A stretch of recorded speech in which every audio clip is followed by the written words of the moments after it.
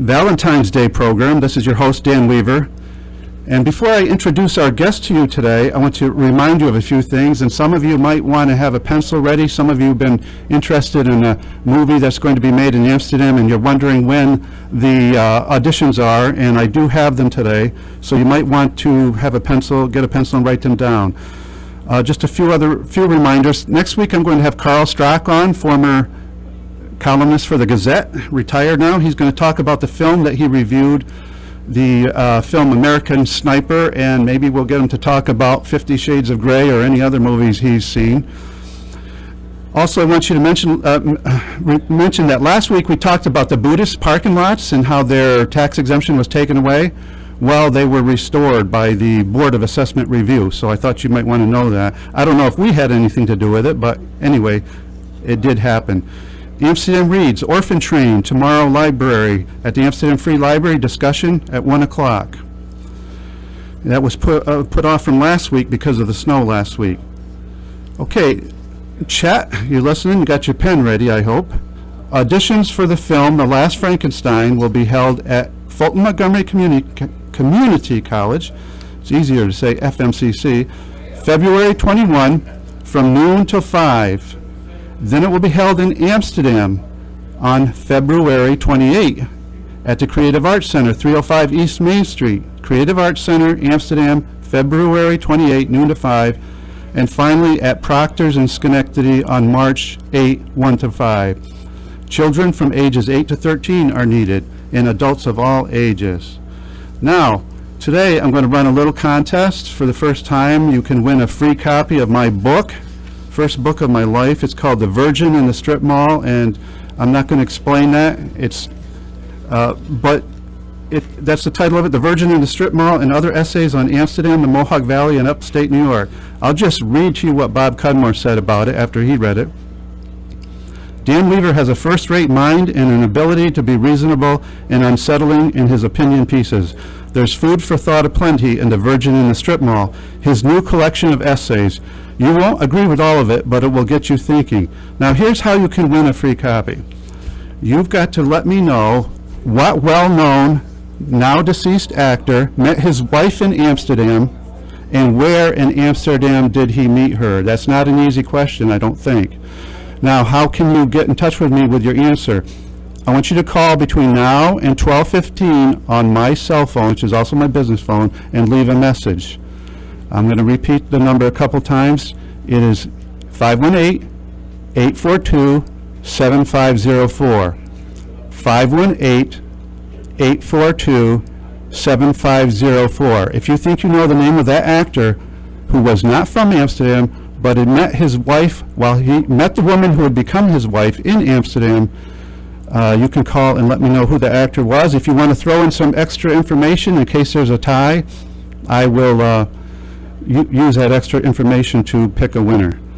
After 12:15, instead of no more phone calls after that, but then you can either email me, Danielle T. Weaver @gmail.com, or you can send me snail mail in care of the Book Hound, 16 East Main Street, Amsterdam, New York, 12010.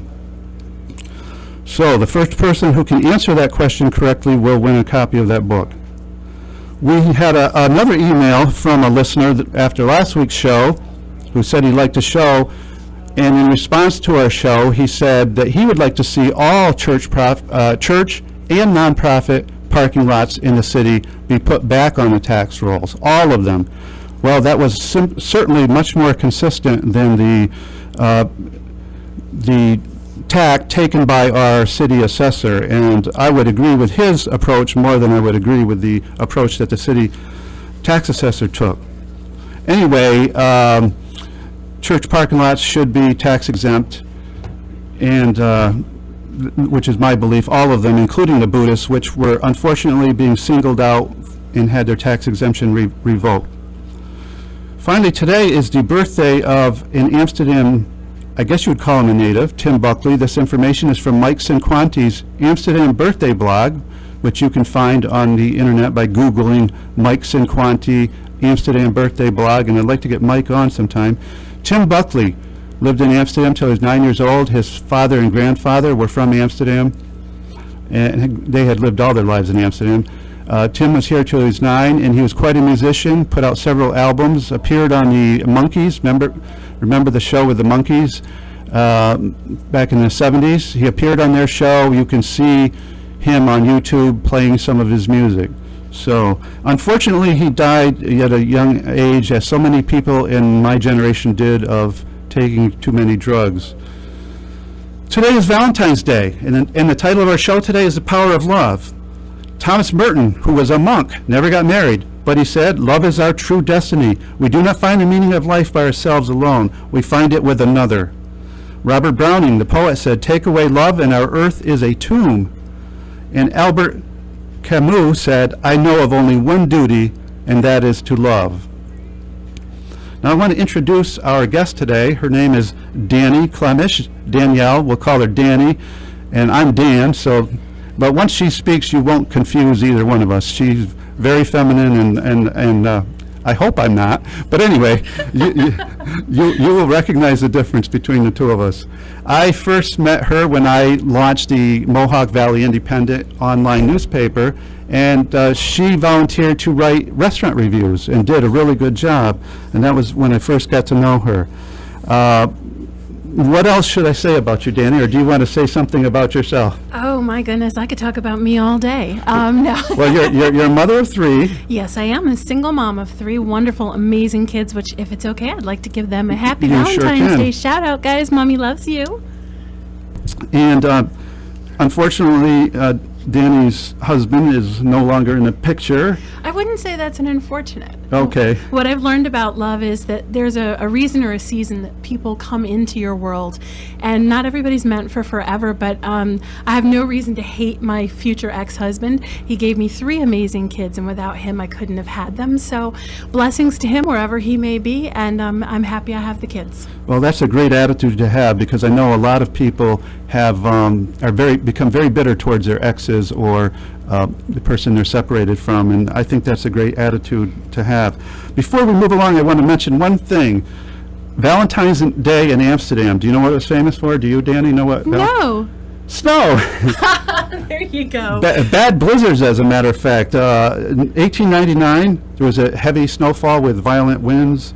1914 was the worst ever. 30 inches of snow. They had to get crews of men out shoveling off the trolley tracks to get the trolleys freed. Snow banks 10 feet high. 1923 was another bad one, and there was one pretty close to us now, 2007. I don't know if you remember that. Valentine's Day 2007, we had 27 inches of snow. Wow. And we are going to get some more today, but not like those particular years. Well, we wanted to talk about, first of all, about the best romance films ever. And they could be films that weren't necessarily billed as romances, but have a great love story. A couple people did respond to my question about this. Rich Conti was one of them. He mentioned Sleepless in Seattle and You've Got Mail, both directed by Nora Ephron.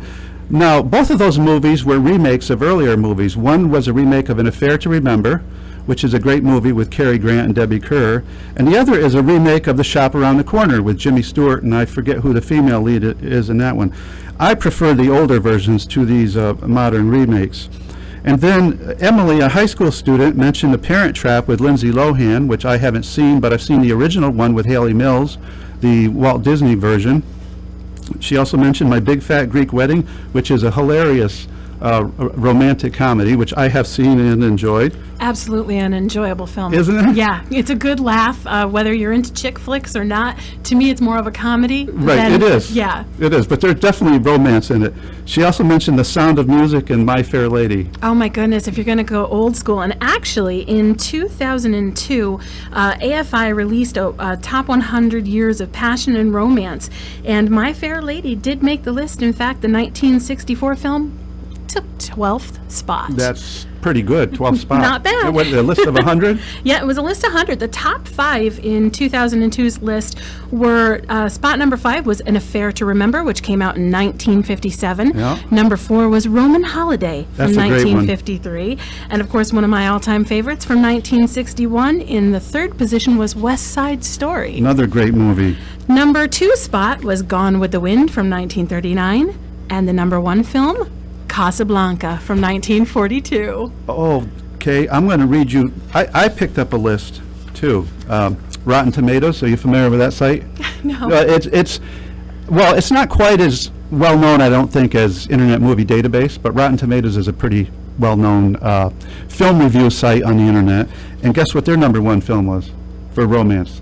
Casablanca. Wow, that must be saying something about that film. But they had some movies in the top 10 that I don't quite get why they're there. Okay, their number 2 is Singing in the Rain, which it's a bit of an overrated movie as far as I'm concerned, but but it's not bad. Well, you always have to consider when these reviews are being done, when these lists are being compiled. Now, if you look over at Billboard when they do their compilation lists for songs, it's not necessarily what people walk around on the streets singing or dedicate to their lovers on a Friday night show.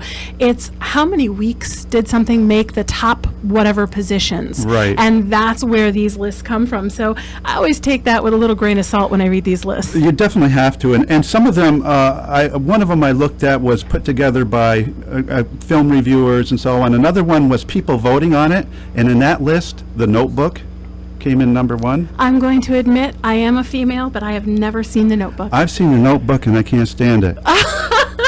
Well, good. James Garner does a decent job in it, but it's just too schmaltzy and too sappy. It's just a bit too much. It's a chick flick. It Yeah. really is. It's that term that everybody has come to use for a really overly schmoopy, endearing love story girly flick. Which is a bit of a slur against women, don't you think? I mean, because there are women who don't like chick flicks.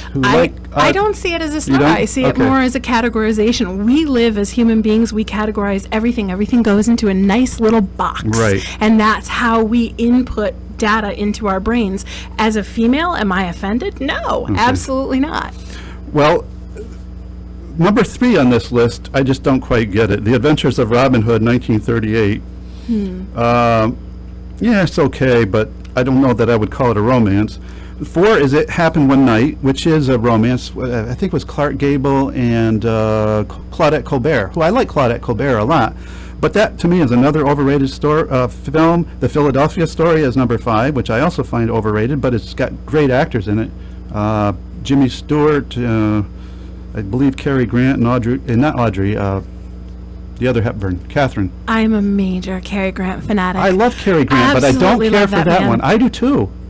Isn't he great? He was, I swear to you, I mean, when I first started watching the older movies with my grandmother, she was like, "Here, honey, watch this one." And I go, "Ah," and that was the first time I did the girly swoon was Yeah. when I saw Cary Grant. Well, Amazing. You know, and I'm a guy, and I'm a straight guy, but I still love Cary Grant. Classic man. Yeah, I'll watch Classic. anything that he's in just because he's in it, even if it's Yep. not necessarily a great movie. I just want to see it. You know? Absolutely. Number 6, On the Waterfront. Number 7, Vertigo, which is a good movie with Jimmy Stewart. Okay, yeah. It's a what's his name? The guy that did all the scary movies. He had his outline on when. Oh, Alfred Hitchcock. That's it. There you go. And On the Waterfront's a great movie, but I think the romance takes second place to everything else going on in the So let movie. me ask you then, Sure. by your criteria, does a great romantic movie have to have the love in the forefront? Not necessarily. No, it does not have to. Because I'm going to tell you, I have 2 all-time favorites, and my second one does not have love as the forefront. It's a Right. very dark and kind of almost tragic story, and the love is what fuels the rest of it. Yeah, I just think in On the Waterfront that the love story is too minor of a subplot to put it in the category. Well, we live in Amsterdam. We have a gorgeous waterfront. Let's Yes, we rewrite do. a waterfront love Yeah, story. now there's an idea, especially when we get the Overlook Bridge Oh my built. goodness, I am so looking forward to that. Me too. I can imagine that there's going to be weddings take place out on there. Don't And you think? I would say that would be a fantastic way to utilize it. Yeah. Absolutely. and charge something for it so that the city can make some money, because people are saying it's so expensive, it's going to cost money to maintain. Well, let's make it a wedding venue, but What a charge photo for it. op, not Yeah. for anything. I mean, if you're looking for a gorgeous backdrop in a wedding photo, that spot on our river is absolutely can't be beat. Right, I agree. Number 8, of course, you've already mentioned, Gone with the Wind. Mm-hmm. Number 9, The Red Shoes. Now, I've seen The Red Shoes. It's a ballet movie, and it's got a scene in there where the woman dancing with this man. Next thing you know, the man turns into he's made out of newspaper, and then the next thing you know, he's falling down on the ground, and it just becomes a newspaper laying on the ground. And it's a great scene from a 1948 movie when they didn't have the ability to do special effects like they do today. Whether I would put it in this list, I don't know. Number 10 is Roman Holiday, which you mentioned, and that is a fabulous movie. Absolutely. Gregory Peck and Audrey Hepburn, and of course, she's a person I'd love to see in pretty much anything I'll watch with Audrey Hepburn in it. And Absolutely. Gregory Peck, who I think it's very unfair to all other men that he was good looking. He kept his hair as he grew older. I know. He has his fabulous voice, just a fabulous voice. Oh, I don't know. I think Sean Connery takes it in the voice category. Oh, I love Sean Connery's voice too. Love Yes, that man. yes. And in fact, there's a man who in his youth was not nearly as attractive as he has aged. His appeal is amazing. He is virility and masculinity. He could be like my idea of Cupid. Well, I've noticed that. I look on Facebook and I see people I went to school with after 30. Well, let's not talk about that. Love it. Closer to 40 years ago. And some of the people that were homely then are really pretty good looking now. And some of the ones that were really good looking, it's like, wow, what happened to her or what happened to him? Age can be a best friend. It can be. I know when I went to my 20th reunion, and I'm not embarrassed to say it, most of the people didn't even recognize me. I'd changed so drastically. So, I'd matured, I'd lost the baby fat around my face, I'd gotten a more adult look to me than the little kid that graduated high school. By the way, our guest is Danielle Klemish. This is WCSS, 1490 AM, and this is Valley Vox, and I don't want to ask Danny her age, but I think she's probably young enough to be my daughter. That is, if I became a father in late high school, which would not have been a good thing to do. But so I think she's close enough to be. I'm actually very proud of my age. I really am, because I don't feel my age, I don't look my age, and I certainly most of the time don't act my age. So that's a good thing. Well, I've gotten told I don't always act my age too. So yeah, there's a good way not to act your age. And one reason I wanted to have Danny on here and other young people like my son, and I'm going to have other people on here like Sarah Milanovic, who's a fantastic fiddler. I think she's still in her 20s. Hopefully she'll be on here sometime in the future. But I'm the youngest talk show host on this station, and I'm 58. Goodness. I think it's time we had some younger people on here and some women. There are no female talk show hosts on this station, and hint, Tracy's got a great radio voice. I'm sorry. I mean her cousin Danny.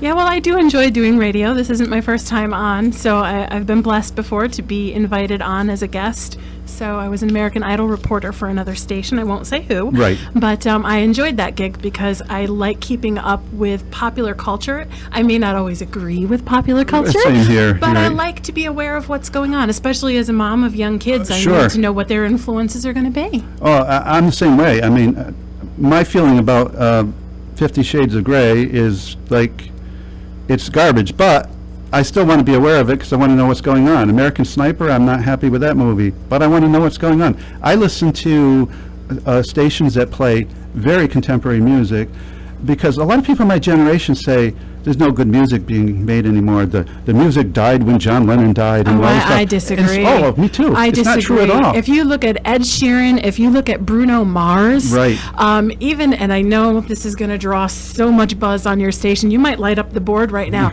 but Kanye, our favorite to hate, Right. is actually doing very progressive things when you think about the fact that he just did a musical collaboration with none other than Sir Paul. Sir Right. Paul McCartney. Now, that is a beautiful blend, although I can't stand Kanye and you would never catch him on my playlist, but it is a beautiful blend of taking the older stuff and making it come along with the younger generations. You can't go wrong with that. Right. He can go wrong. I also heard he's got a possible collaboration coming in with, and this is going to blow away a lot of minds, Taylor Swift, after their little rival. That's interesting. And an incident that they had when, I forgot what awards show it was, but he went on the stage and basically basically demanded that she wasn't worthy and she needed to give her award away, making a complete and utter fool of himself. Now they've buried the hatchet, hopefully not in her back, but they're going to do a collaboration, and I think that shows a lot of maturity on Taylor Swift's part, and hopefully a little maturity on Kanye's. Right.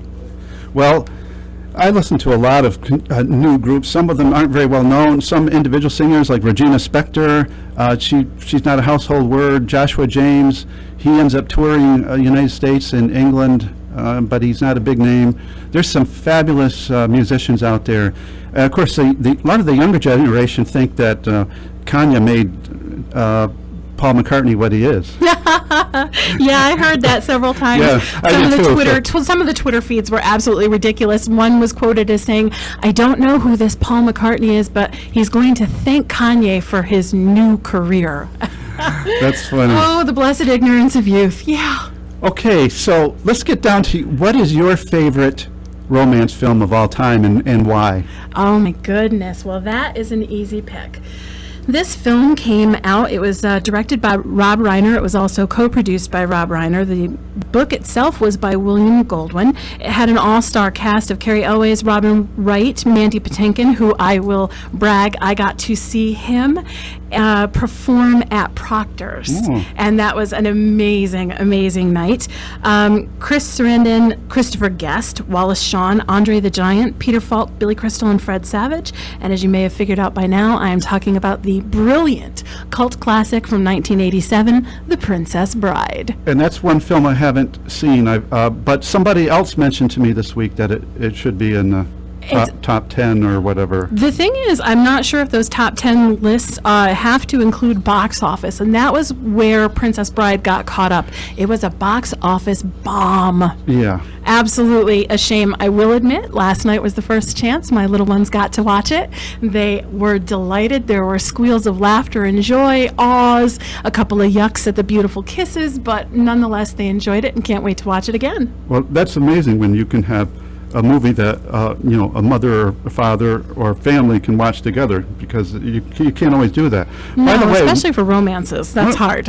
One of the worst love movies I've ever seen is Love Story. Have you ever seen that? No, I flat out refused. Oh, the dialogue is terrible, and the male lead there, he can't act. And I read the book. I was a teenager when the book came out, and of course, I thought it was a great book at the time. Of course, now looking back now, I'm thinking, what an immature adolescent type book. And it's the kind of book that would appeal to adolescents, and it won several Academy Awards. But I didn't see it on this list. I don't know if it was on any of your lists you saw, but I only concentrated, I think, on the top 20 of the AFI's list, because 100 was way too much time to put into. Yeah, I just memorizing printed out the whole list thing. of the top 100 of Rotten Tomatoes, and it wasn't on there. And I looked at a couple other lists, and I didn't see it on there either.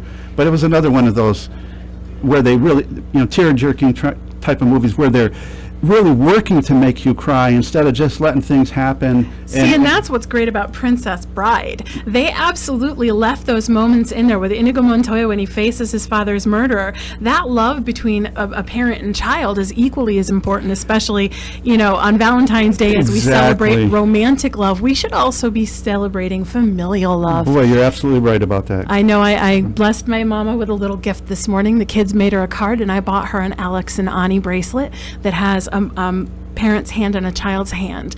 And it says something to the effect of, parents hold their hand to their child for a moment, but their heart for a lifetime. Right. And so she was very happy and surprised to get that. My mom is my rock. She's been with me through everything. She's also the first person that allowed me to watch The Princess Bride. Oh. So now this is kind of like a little family tradition that I've passed on to my babies, and hopefully they'll get a copy and share it with their kids when they should have some.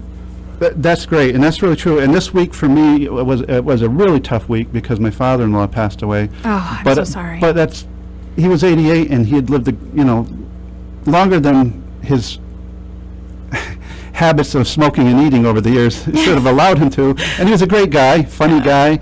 Wrote for the Recorder every week. Oh, wow. But it made me realize how important family was, and I got up at the funeral and said that, because these are my in-laws. This is my in-laws family. I never told an in-law joke in my life. I never told a mother-in-law joke, because my mother-in-law is one of the greatest women I've ever met. So I want to say Happy Valentine's Day today, too, to my wife, to my mother-in-law, to my sisters, and my daughter Rachel, who I love very much, and there's several other women in Amsterdam that I think highly of. I won't mention them by name, but happy Valentine's Day to you as well. And lest we forget, happy Valentine's to you, sir, and thank you so much for having me on your show today. And thank you for coming on. Having a talk show is not just about the host, it's about the guests. And this show has not become a call-in show, and I don't know that it's ever going to. I think it's going to be a write-in show. If you want to contact me, write, email, snail mail, because when people write, they have to think about what they're saying. And, with a Valentine card even, you got to really think to write something out on there. Nowadays, we just send stuff by Facebook and tweet things. And so much easier. Or we use the phone. The kind of the lazy way out, if you ask me. But I agree. There's something about getting a letter or a card with handwriting on it. That handwriting connects that card to that person's body, to their being, to their heart, their mind, everything. Well, this really does tie into one of the major popular social topics of today, and it ties in today's theory as well, and what we're talking about. The topic is love today, and I personally feel that social media and electronic communication is murdering romance in this country. It is absolutely killing today's marriages, and it's making it nearly impossible to figure out where someone's intentions truly lie. And as a single woman, I'm finding that I'm actually more put off by someone who approaches me online than I am someone who comes up to me in person. Right, and we're going to talk a little bit more about that. We're going to take a break in a minute, and I want to talk a little bit more about that. And also, I will have to be brief about my favorite romance movie, because time, as always on this show, goes much faster than I expect it to. But our guest today is Danielle Klemish. We've been talking about romance films, the best romance films ever. We were going to get into other issues like the best romance books ever, but I don't think we're going to have time to do that. So we're going to take a 3 or 4 minute break, and when we come back, we will continue with our discussion.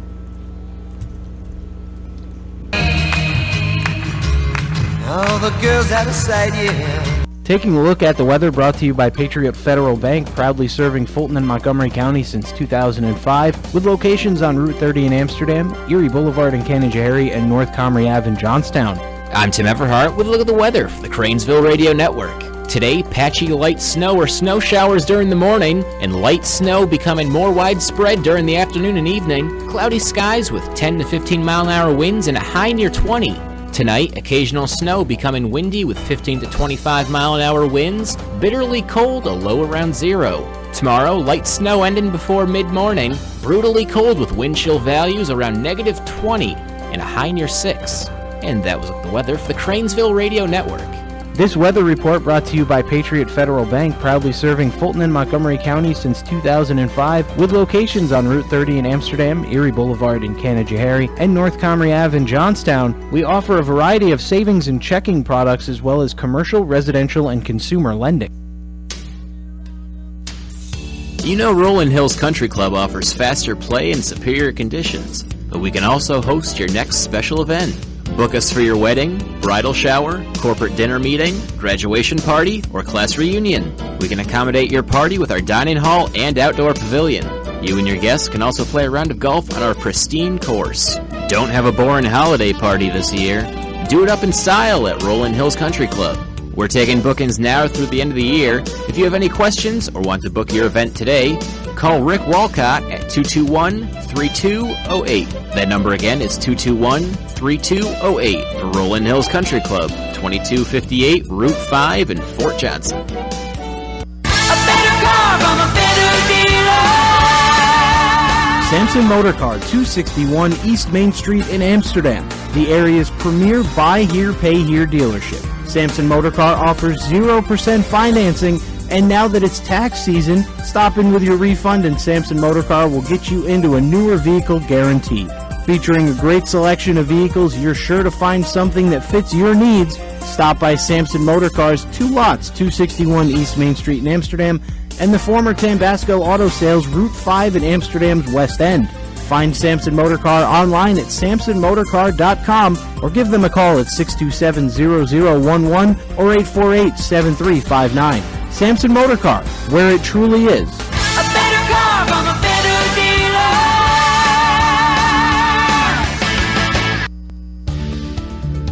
One of the reasons children experiment with drugs is peer pressure. But by providing love and support at the family level, you can help your youngster resist the invitation and avoid drug abuse.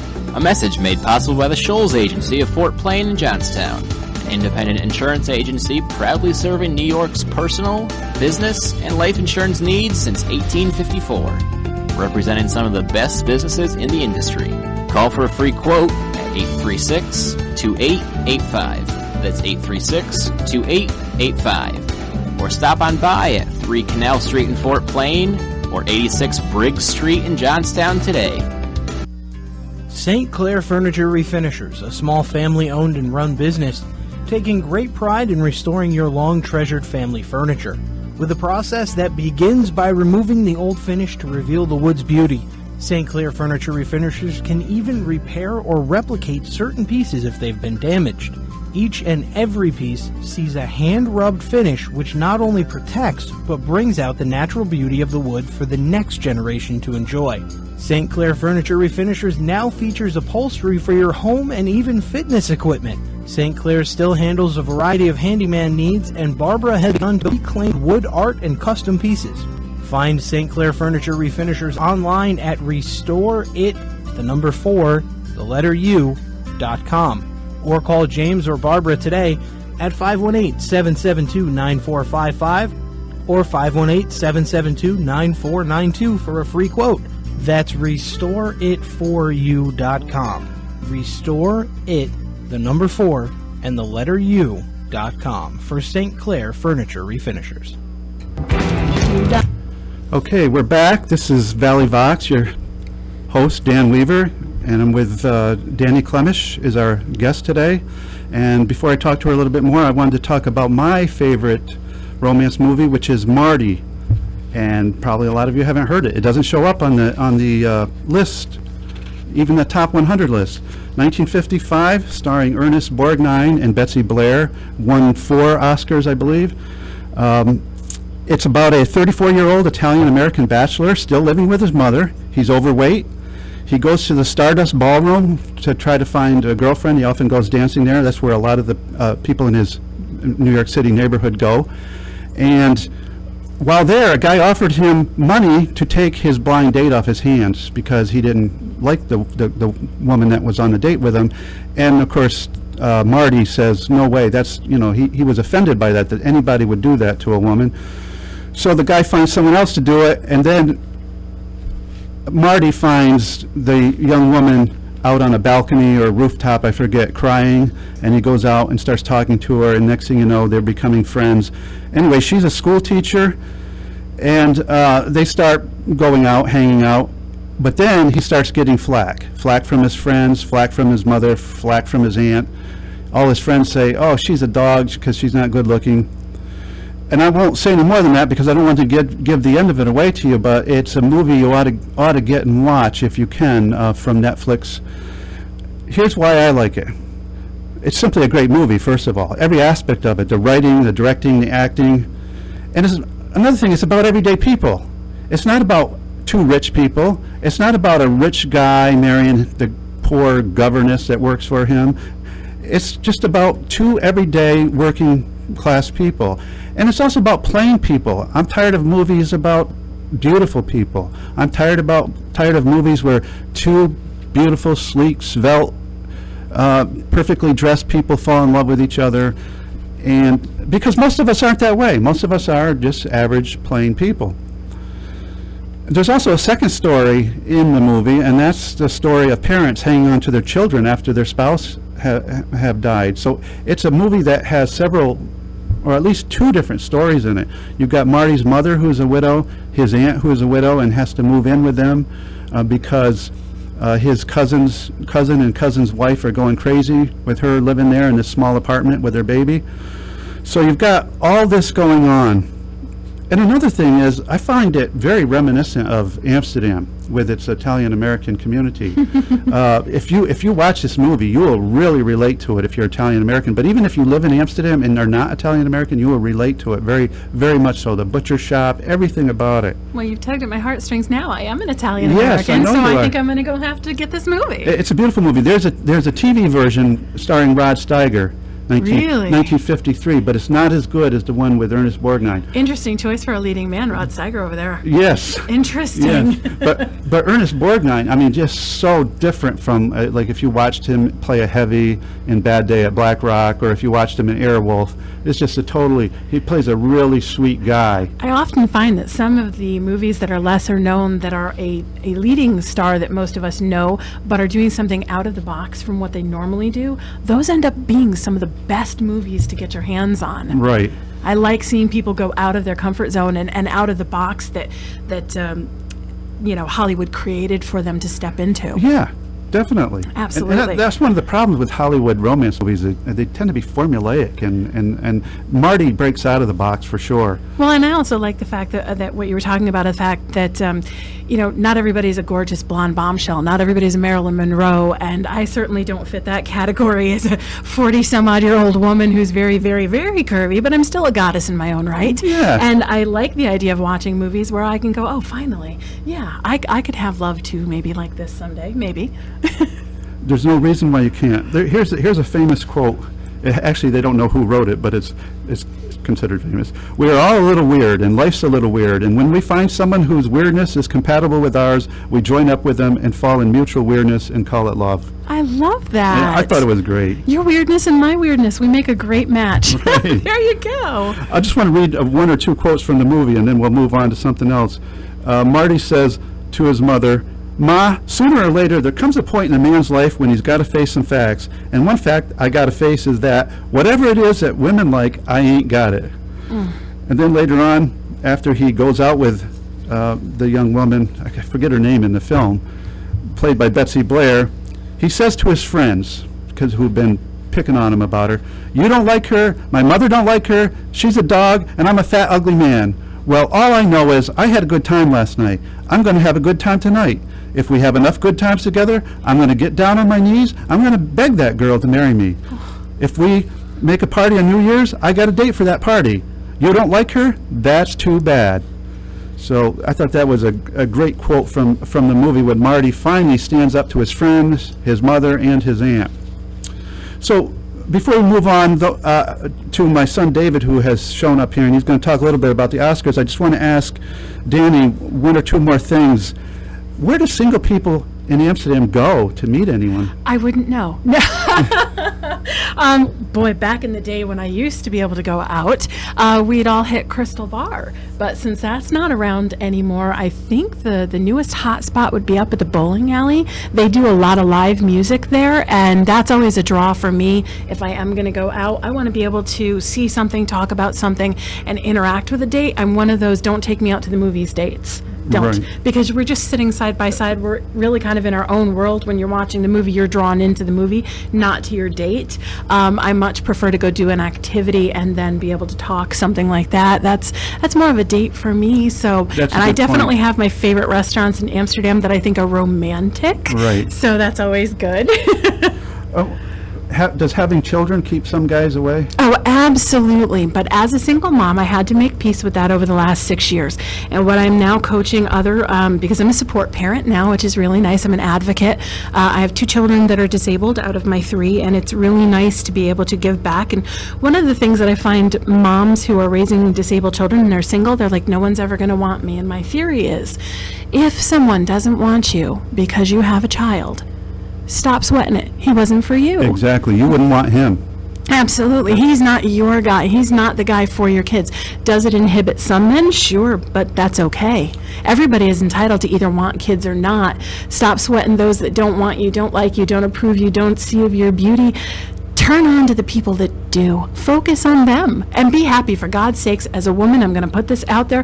Today's Valentine's Day, ladies. If this is the last Valentine's Day you want to spend alone, I'm going to give you one easy hint to make sure next year is a better Valentine's. Be confident. Right. Be you and love who you are, and that will attract people like you have never known. I agree. You know, when you're not yourself, people are just being attracted to some phoniness that eventually they're going to see through. Absolutely. So when you're yourself, you're being honest, and people really relate to that. I found that with writing. If I'm honest, if I admit mistakes, that people like that. One thing that turns people off to politicians is they just won't admit when they make a mistake. They got to cover it up, blame somebody else or what have you. I think Yeah, If we had a absolutely. politician come out and say, yeah, I did that, I screwed up, yeah, I had an affair with that woman, I shouldn't have done it, I screwed up, people would not want to kick him out of office, but instead they run around and try to hide and cover up and lie and be phony and... Ownership over yourself is confidence, and that's why it's beautiful, and it will attract good people, and I see what you're saying, absolutely. Well, Danny, I've really enjoyed having you here, and if you want to stay for the last 15 minutes and chime in with I don't some of the know, questions... let's ask your son if he wants me around. Go right ahead. Awesome. So our next guest today on Valley Vox is David Weaver, filmmaker, who was on a couple of weeks ago. But he's come in today to talk about the Oscars a little bit, not so much about the upcoming, but about the Oscars in general. And my first question, David, is what year did the Oscars begin, and what was the first movie that won an Oscar? They first held it in 1929, but that was for the 1927 to 28 year. They did a little differently when they started out. And the film that won Best Picture was Wings, which was a World War I aviation film with Clara Bow and Gary Cooper. Okay, I don't think I've seen that No, one. no. Yeah. And has there been any films over the years that should have won an Oscar but didn't, that you can think of? There are a lot. There's a lot of politics and expectations that go with who gets nominated and who wins the Oscars. There can be a certain kind of formula. So you see a lot of films win that maybe shouldn't, or vice versa. I've seen a lot of great films that I love that never won. Sometimes never even were nominated for an Oscar. Films like Once Upon a Time in the West or The Wild Bunch. Once Upon a Time in the West did not win one? It wasn't even nominated. And that's, for yeah, that anything. is a great movie. Who decides who is an Oscar nomination and who the winner is? Well, for most of the categories, what they do is the Academy members, they break it into different job functions. So the screenwriters will decide who gets nominated for Best Screenplay. So it's director- nomination by peers. Yes. Yep. Oh, that's awesome. Yep. And then for the actual, after the nominations are selected and they go to vote for the actual winner, then that's voted by the body as a whole. There are some exceptions, certain technical awards, but that's generally how it works. And what actors have not won an Oscar that probably should have? Can you think of a few? There are a few. When I was thinking about that, Edward G. Robinson and Myrna Loy were never even nominated. You're And kidding. Myrna Loy, really? Yeah, they were both given honorary Academy Awards, which is the bone they throw to people when you never win. Cary Grant never won. He was nominated a couple times, but they gave him. Oh, my heart hurts on that Yeah. one. Come on now. And then you have more recent actors who haven't won, but who are younger, so they still could. People like Leonardo DiCaprio, Brad Pitt. They've been nominated a few times, but they've been kind of looked over too, passed over. So Do they have posthumous awards? there's only, I believe, 2 actors who won posthumously, which were Peter Finch for Network and Heath Ledger for The Dark Knight. I think those are the only 2 who won, actors who won, or performers who won posthumously. Heath Ledger, I believe, deservedly so. He took that role to a place that I don't think most people could have brought it to. Yeah, it was a very- great performance. It was. It was the main selling point of that film. Yeah. I don't think I've seen it. No, it's the part of the Batman trilogy. that came out a few You years have to have a ago. little nerd on to be able to know what that was. I'm not a Batman fan, although I did buy a whole sheet of Batman stamps at the post office because they were so neat. Holy postal. Speaking of actors, and of course in Amsterdam we're always interested in Kirk Douglas because he was born here. Did he ever win an Oscar, and should he have? He was given an honorary one. He was nominated 3 times for Best Actor for Champion, The Bad and the Beautiful, and Lust for Life, which is the one that he really was disappointed that he didn't win for. They eventually gave him an honorary Oscar. I like Kirk Douglas. I enjoy him, but I think he's good in a niche. I don't think he has the range that a lot of other actors, but within what he does, he's really good at That's it. the way I feel about him too. Well, now let me ask you, because this is kind of amusing from my standpoint. My favorite part that he ever played was actually Oscar, the movie Oscar. Oh, yes. Did you ever see him in that? Oh my God, Oh, yeah. that's I'm hilarious. familiar with that, but I when he haven't seen it. slaps Yeah. Stallone across the face, I fell off of my chair laughing. Come closer. Bam! I'm like, yep, that's a Guinea household right there. His son Michael's won. He won Best Actor for Wall Street, and he also won a Best Picture award for co-producing One Flew Over the Cuckoo's Nest. I like Michael too. He's so serious. He's good. He's pretty good actor. But in One Flew Over the Cuckoo's Nest, Kirk Douglas was kind of the person who kept that alive. That He produced a stage version, which didn't last too long. He had the rights to make a film out of it, and eventually, I don't believe he was just able to get it off the ground. Was that the one Nicholson starred in, the screenplay one? Yeah. So Michael, okay. Michael bought the rights from his father, so he produced the film. Yeah, that's a great story in its own right. Now, a number of films have been made about this region, the Mohawk Valley, Saratoga, Albany. For example, Ironweed, Drums Along the Mohawk, and Saratoga Trunk are just a few. Now, some of these weren't filmed here. Drums Along the Mohawk was not filmed here. It was filmed in the Wasatch Mountains of Utah and in Pennsylvania. What are some of the other films based in this area, and have any of them won Oscars? There's a few. Saratoga, which was Gene Harlow's final film. They filmed a few shots of that in Saratoga. Actually, most of it was Okay. filmed out in California. It wasn't nominated for anything. Place Beyond the Pines is the one that they just shot a couple years ago with Bradley Cooper and Ryan Gosling, filmed in Schenectady and set in Schenectady, but that wasn't nominated. The only one, some of those films were nominated for Academy Awards, like Ironweed, Drums Along the Mohawk. The only film I'm familiar with set in upstate New York that won an Academy Award, I think, is the '92 Last of the Mohicans, which won Right. a sound award for in the sound category. And some of the other ones have been nominated, but I think that's the only one that won. And that also was not filmed here, North Carolina, right? I think so. Yeah, I believe so. Yeah, That's what I was read told. that, yeah.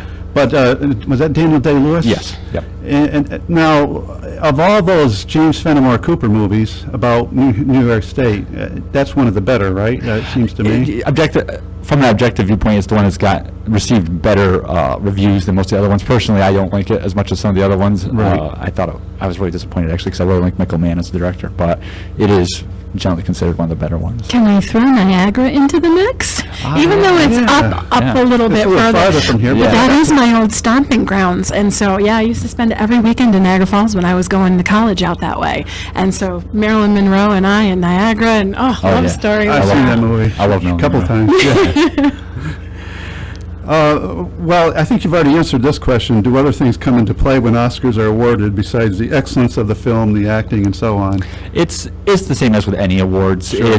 There is definitely the quality of the film that does play a part, but there's also politics and sentiment and personal relationships. They had the big story that broke a couple of years ago after 12 Years a Slave won Best Picture was that some voters admitted, I never even saw it. I just thought it's the one that should have won. So, Wow. yeah, it's like, but it's that way with any awards. It would be Grammys, sports, or anything. Pulitzer Prize, the same thing. Anything that has a human influence to it. There you go. And money too is a big factor because the studios Sure. lobby millions of dollars. The price tag attached to a movie these days is amazing. Yeah. And another thing I thought of is like, you'll have a year where you got 4 or 5 great movies come out, and then you'll have a year where Nothing. it's all bland and mediocre Absolutely. stuff, but you still have to pick a winner. So what is it then? The best of the worst? I guess so. Like, Truth in advertising for that award ceremony. 39 was a big year. That was considered like the great year because that was the year that Gone with the Wind, Wizard of Oz, Goodbye Mr. Chips, Mr. Smith Goes to Washington. Like just probably about 20 of some of the most famous films of the 1930s came out in that one year. Okay, have any of you sat through Gone with the Wind in its entirety? I have. And what did you feel? 'Cause I like it, but it's overrated. I've read the book thank you. too. Oh my I've read gosh. the book. I thought I was going to be the only one that felt that way No, about the that. book, the book is better than the movie. Oh, don't you find that's often true? Often true, yes. I mean, even with C.S. Lewis, The Chronicles of Narnia, now those films were pretty good, although I do want to say the BBC did their own Lion, Witch, and Wardrobe, which far surpassed I remember those. the ones that came out. In fact, I showed my kids both versions, Right. and they liked the BBC version better, and it had less CGI, which was amazing. But I'm still going to say the books are tops for that. Well, BBC tends to, I don't know, they're not so commercial as American filmmakers. They put out some good stuff. There's some, even some of the stuff they put on TV, they'll do classics and so on that American filmmakers just don't want to do. So I love the way that they put women in that are not perfect and Barbie dolled and glamour women. They put real women of meat and bones into those roles so that they have something past what she looks like. Exactly. I'm sorry, just speaking as a woman. well, I mean, a woman, you can have a beautiful woman or a very, very handsome man, and then they can just be totally hollow inside. And especially on the screen, that comes through in It does, spades. yeah. I don't care if you're eye candy. If you don't make me believe your role, Right. I'm not buying it. Right. Well, Dave, do you have a favorite romance movie, or one that you, even if you don't have a favorite one that you think should be up there at the top? Come on, vote with me, Princess Bride. Well, my favorite is probably The Getaway with Steve McQueen from '72. Oh, nice. Which is directed by Sam Peckinpah, who's one of my favorite filmmakers. So just on an artistic level, the direction, the writing, the music, everything about it is phenomenal. But the backbone of the film is this story. The film is about a bank robber who comes out of prison, who's released basically through the through the workings of a corrupt parole board member who expects him to rob a bank for him in return, and he gets out of prison and reunites with his wife who helps him in that. So at the backbone of this story, which is a Roy Long Chase film, is this relationship, the very imperfect relationship between Right. husband and wife, and they don't sentimentalize it, and they don't preach it, and they don't judge it, they just show it. It's not perfect, but they're in love with each other, and that's the backbone of this film, which also has all these other great things to it. Well, that's another thing. Married love often gets a pass in Hollywood over infidelity. You know, it tends to be focuses on affairs, infidelity. I mean, I love Anna Karenina, great movie, but the focus is on, having an affair.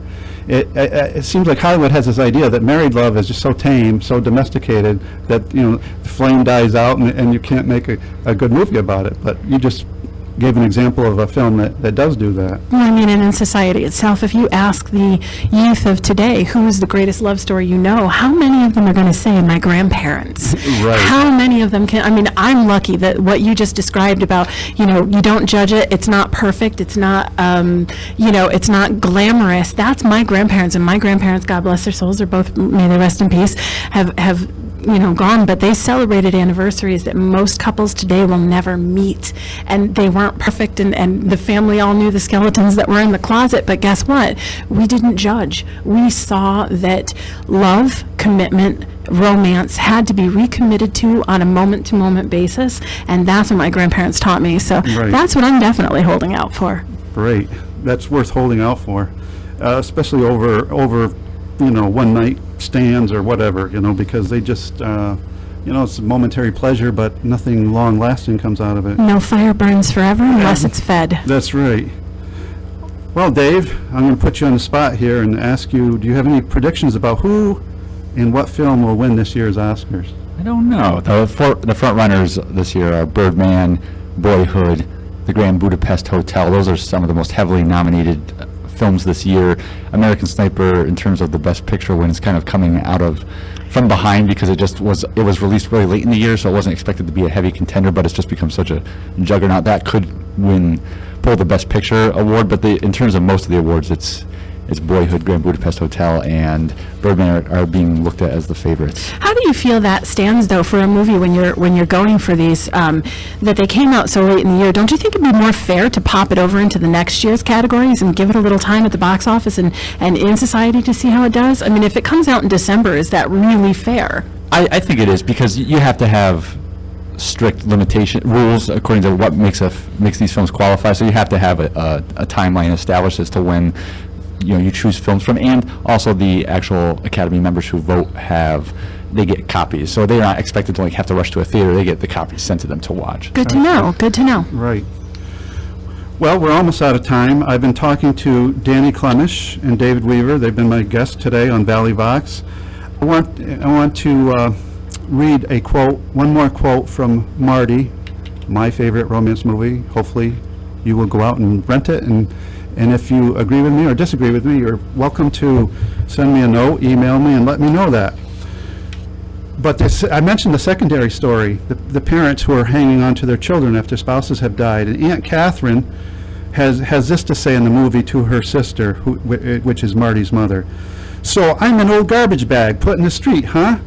These are the worst years, I tell you. It's going to happen to you.